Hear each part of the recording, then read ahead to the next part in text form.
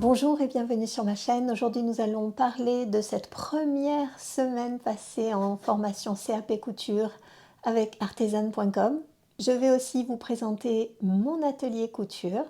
Je ferai aussi un petit récapitulatif de tout ce que j'ai acheté comme fourniture pour ce début de formation. Je vous parlerai aussi de ce que j'ai découvert et aussi l'énorme surprise que j'ai eu à faire certaines choses dont je ne me croyais absolument pas capable. Donc c'est parti.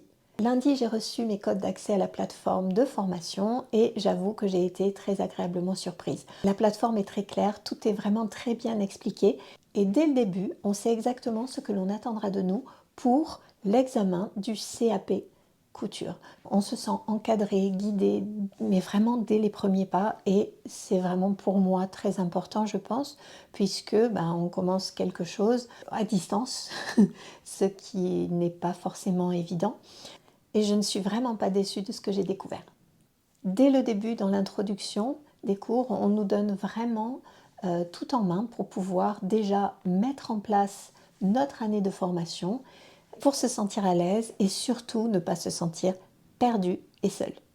Après cette introduction, j'ai remis en place complètement mon atelier et évidemment, je vais vous le faire visiter. Et bien voilà mon atelier, comme vous le voyez j'ai beaucoup de chance car j'ai une pièce complètement dédiée à la couture.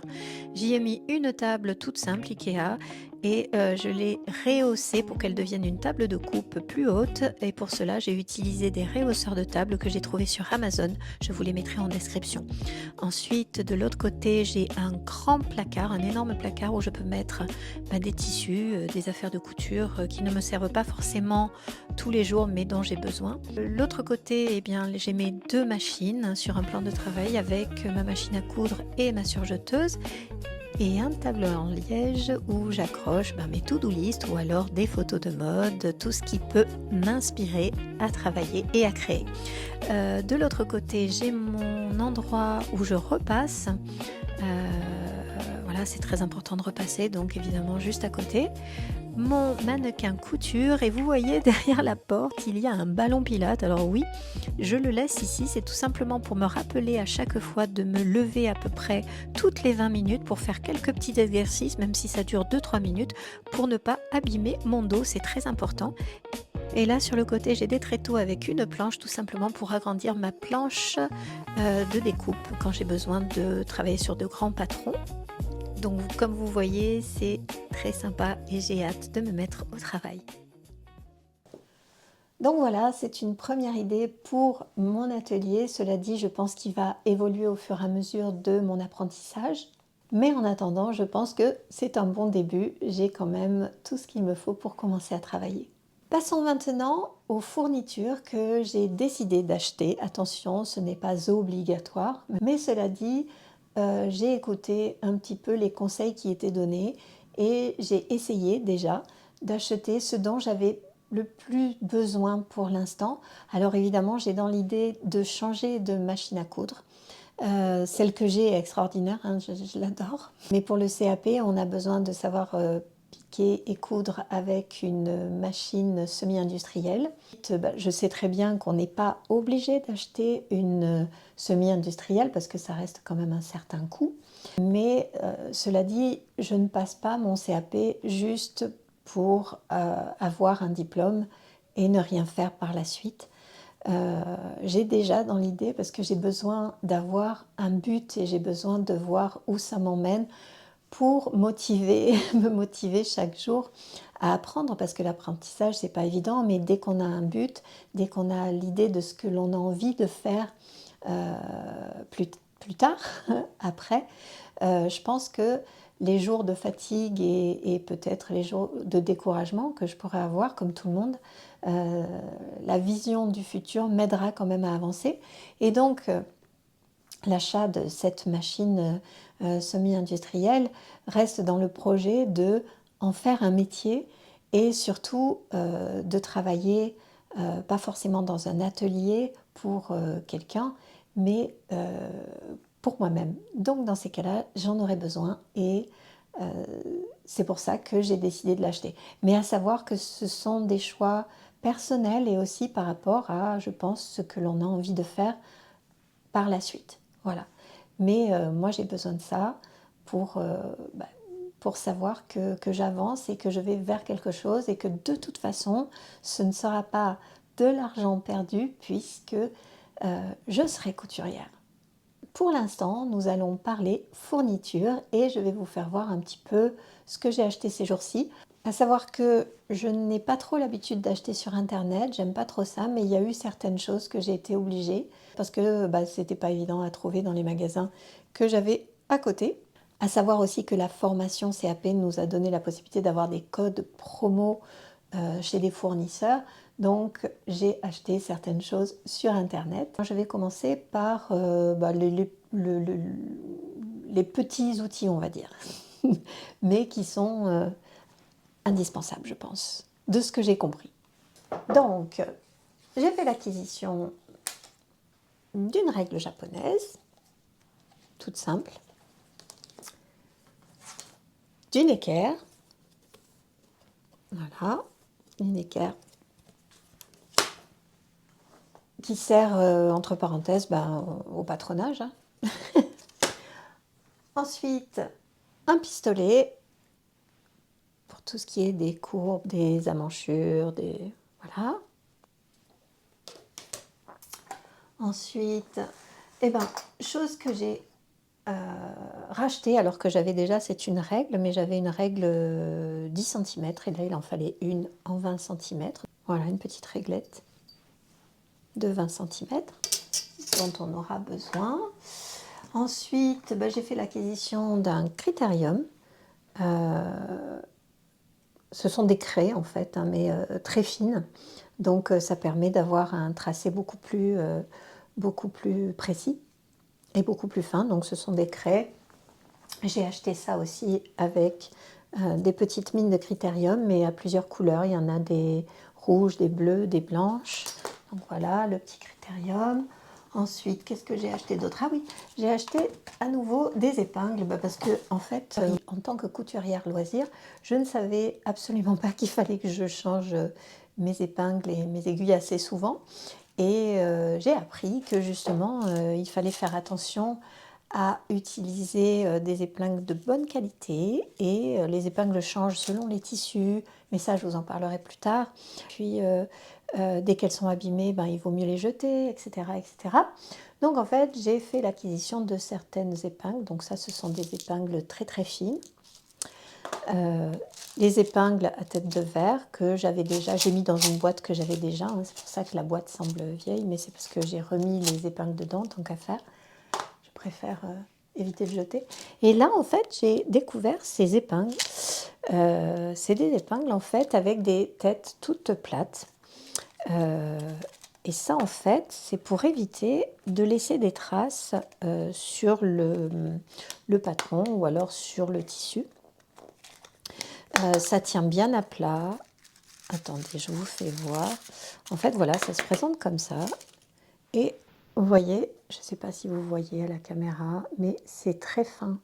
Et en fait, quand on pose à plat et ça retient le tissu et le papier. Donc voilà, ça permet de ne pas faire le petit rebondi là dans le tissu ou dans le papier. Voilà. Qu'est-ce que j'ai acheté encore? Ah oui, chose importante, mais ça c'est ma maman qui me l'a offert. Donc oui, ma maman m'offre beaucoup de choses.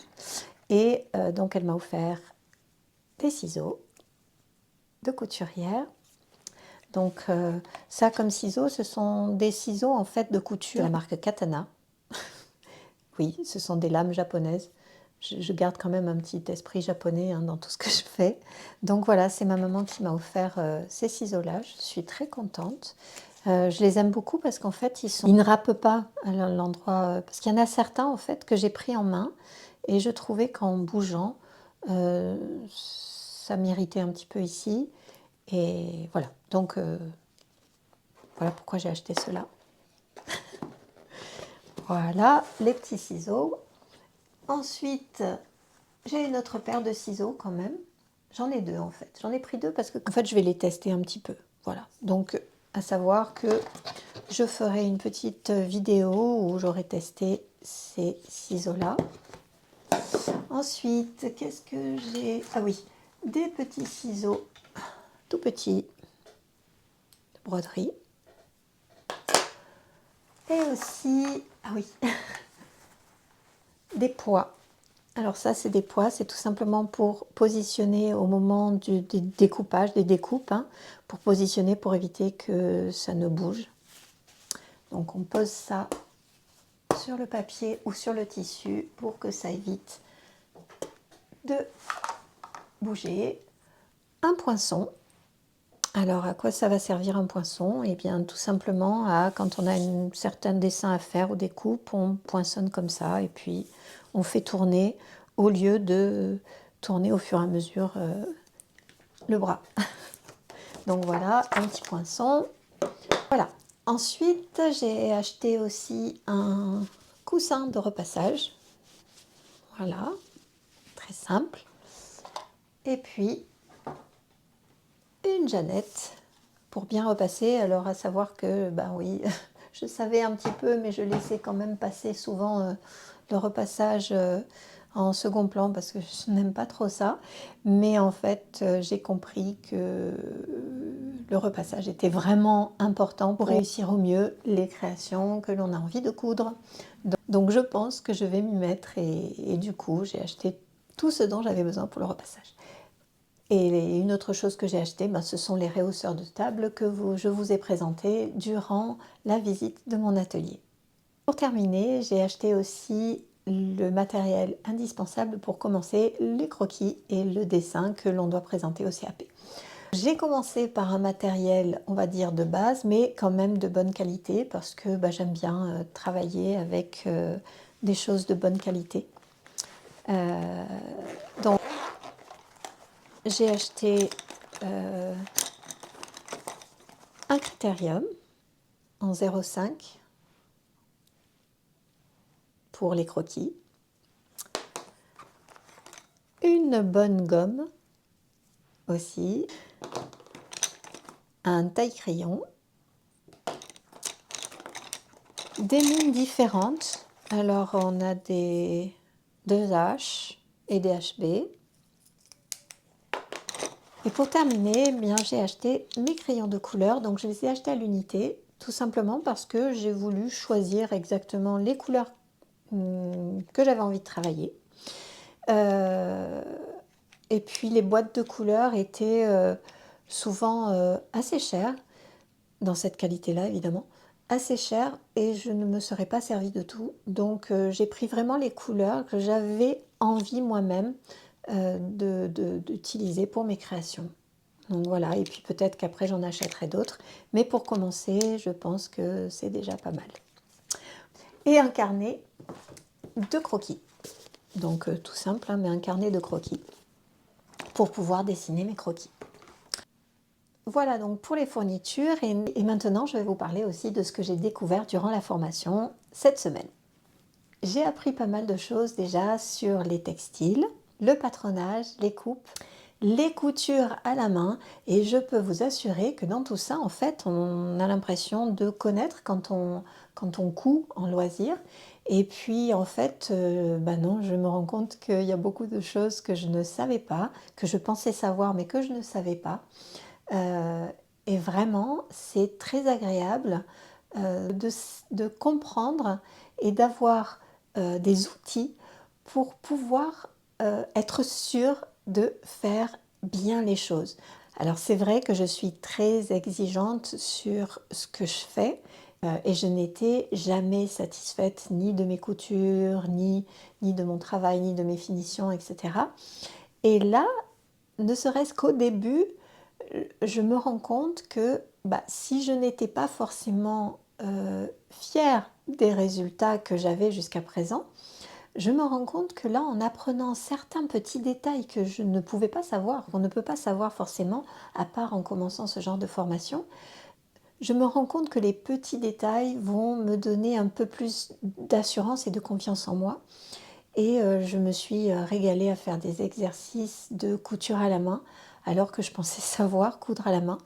Et là, j'ai découvert énormément de choses qui vont m'aider. Et j'en suis vraiment très contente parce qu'on commence une formation et tout de suite on voit des effets positifs sur ce que l'on croyait savoir faire. Et du coup, on se dit, mais quel va être le résultat dans un an? Je me rends compte aussi que grâce à ce genre de formation, eh bien, on peut découvrir plein de choses, entre autres, et là, je voulais parler de cette dernière surprise, justement, que j'ai eue, c'est, bien, j'ai toujours détesté dessiner et peindre. Je ne suis pas douée du tout au dessin, et quand j'ai entendu parler de croquis et dessin, ben, j'ai vraiment eu peur. Parce que ça fait partie du CAP, donc j'ai vraiment eu peur, parce que pour vous dire, les seuls dessins que je faisais à peu près potables, c'est Monsieur et Madame Patate, donc et encore en bâton. Et en fait, j'ai commencé hier mon premier cours de croquis et dessin, c'était le premier. J'ai passé 1 heure et je peux vous assurer que je ne ris pas en disant que j'avais du mal à dessiner Monsieur et Madame Patate. Et en fait, je suis allée sur le cours déjà un peu angoissée en me disant « Oh là là, ça va être compliqué ». Et puis je vais vous faire voir les 2 résultats. Donc évidemment, ce n'est pas extraordinaire, je commence à peine, soyez indulgents. Mais cela dit, je ne m'attendais absolument pas à faire ce genre de choses et à réussir à faire ça en 1 heure. En 1 heure, vraiment. Donc j'ai fait 2 croquis hier et je vous les présente, je vous les fais voir. Je dois dire que c'est pas parfait, mais j'en suis plus que fière parce que c'est loin de Monsieur et Madame Patate. Voilà le premier. Et je vous fais voir le deuxième. Le deuxième. Donc, vraiment, ça c'était une surprise formidable parce que, bah, en fait, du jour au lendemain, je me sens capable, je dis pas de devenir dessinatrice ou peintre, quoi qu'on ne sait jamais dans la vie, on peut tout faire toujours, du moment qu'on y croit et qu'on y met le travail indispensable surtout derrière. Mais je me dis que si en 1 heure, j'arrive de Monsieur et Madame Patate à faire ça, et, et même celui-là, automatiquement, si je continue à travailler tous les jours et que j'y mets ma passion, hein, je vais quand même faire quelque chose de correct et je pense pouvoir emmener quelque chose de très correct à mon CAP. Et surtout, eh ben, j'ai trouvé du plaisir, mais un plaisir immense à dessiner, chose qui pour moi, je vous assure, c'était une angoisse. Et là, ben voilà, donc c'est la surprise de la semaine, même si tout le reste était vraiment intéressant, mais c'est la surprise de la semaine parce que vraiment, j'ai découvert quelque chose ben, peut-être qui me passionne aussi. Voilà, donc cette première semaine que je vous ai présentée. J'espère que vous avez apprécié cette vidéo. N'oubliez pas de liker, ce qui me fera très plaisir. Et si vous ne voulez rien perdre de cette aventure, je vous invite à vous abonner. À très vite!